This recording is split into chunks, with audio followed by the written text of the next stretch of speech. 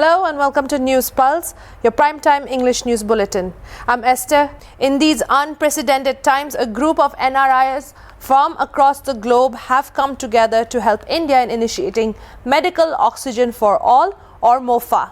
Formed by a group of friends to address oxygen deficiency in India, the group that constitutes of 20 to 25 volunteers from Australia, England, New Zealand and others have also touched down in MON district of Nagaland, where the NGO has donated an ambulance to the district. MoFA is striving to help support the health infrastructure in far-flung areas and continue to do so in the northeast, especially MON district, where it is the first to receive the ambulance in the northeast. To date, MoFA has raised more than 6 crore rupees, delivered over 800 plus oxygen concentrators in over 60 districts, and now intends to provide emergency response services to the remotest districts in India. We have one of the founding members of MoFA, Dhruv Sogani, over the phone to let us know more about MoFA a bit. Hello, Dhruv. Hello. Hi, Dhruv. Thanks for speaking to Hornbill TV. Thank you for having me here. Right. And also thank you for, the donation that MoFA has done to MON district. Coming straight to the question, why MON? So this was actually, we understand that the Northeast and various parts of the Northeast are very far-flung. And as an initiative from MoFA, we decided to not look at the mainstream places because they do get a lot of support from other aspects, but look at these places which don't have the infrastructure which is needed. And hence, MON came into picture because we were in touch with the DC here, Mr. Thawasilan, who was very forthcoming and discussed things with us, and he expressed the interest and the need that exists in this district. And we had common friends, so we came to know about him and we came to speak to him, and that's how MON came into picture.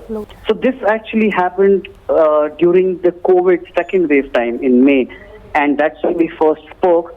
And as an initial initiative, we sent 20 concentrators to MON, and then the conversation continued to where it has reached today, that we have donated an ambulance. Okay. Secondly, how has this experience been in MON, and how do you identify, apart from it being far-flung, what other criteria are there for MoFA to identify these places? Certainly. So, of course, apart from being one of the remotest places, we also have the current health infrastructure condition in place. That is there a need? We also try and understand the population and the demographics of that area. We also try and understand that how willing and how proactive the administration and the health department, other people are, that even if we send across something, will that be utilized properly? Do they have enough manpower? Do they have the willingness? So with a combination of these factors, we decided about MON and some other districts also. Okay.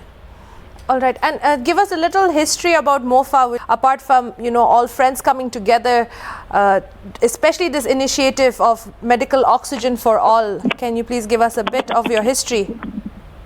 Of course.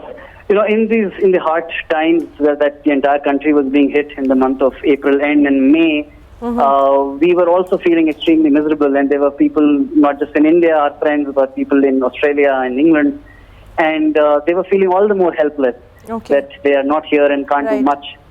So we were discussing, and we thought, let's take certain things in our hand and try and do our own contribution as much as we can.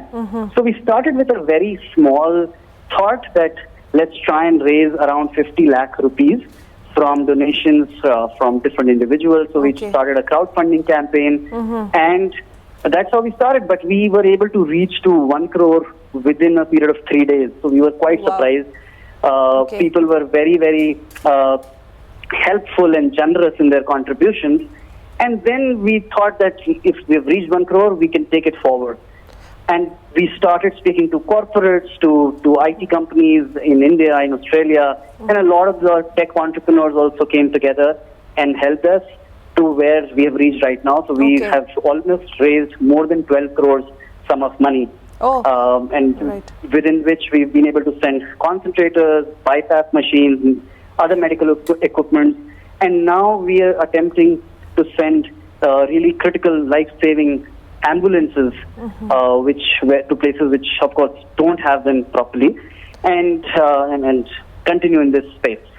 Okay. So what is next? Which district or which state is next for MoFA to hit? So the next ambulance will be sent to Tamenglong in Manipur. Okay.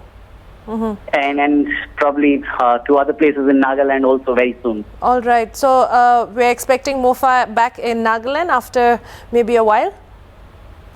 Yes, absolutely. Okay. So I was fortunate enough to be present here personally, and it was a great experience. Yes. People were very welcoming, and they were hospitable to have us here. Okay. So I think after this experience, I would definitely go back and try and work more for MON district and other places in Nagaland as well. Okay. What was the most that stood out for you in MON? I mean, when you were there, for this donation. Sure. Two things. One, the landscape. It was beautiful, and wherever we stand, we can see the mountains all around us. So that stood very differently, and the culture. So I could see that there are different tribes. Of course, MON especially has the Konyaks, but there were other tribes also, right, and people who were around here, and their interactions and their different cultures, and what they were telling me about their backgrounds and what they're doing right now, as well as the civil societies, right, the societies, how they act together, and they're still an active. They still have active involvement in these activities that are going on for the district and for the state. That was very interesting. It is not left over to just the government bodies, but the civil societies play an active role, and we are fortunate to have the KU and the other student unions and the women's frontal organizations also participate in the event today when we were handing over the ambulance to the team, apart from the medical and the other administrative bodies. All right. Thank you so much, Dhruv, and thanks to MoFA for this donation. Hope to hear and have you on Hornbill again soon. Thank you so much. Thanks for speaking to me. Nice. And have a good day. Thank you. Thank you. The features of the ambulance include auto loader stretcher and trolley scoop stretcher for extreme trauma cases, spine board model for patients needing stabilization, support driver and a patient cabin partition, sitting space sufficient to accommodate 4 to 5 persons, air conditioning system for patient cabin, and GPS enabled.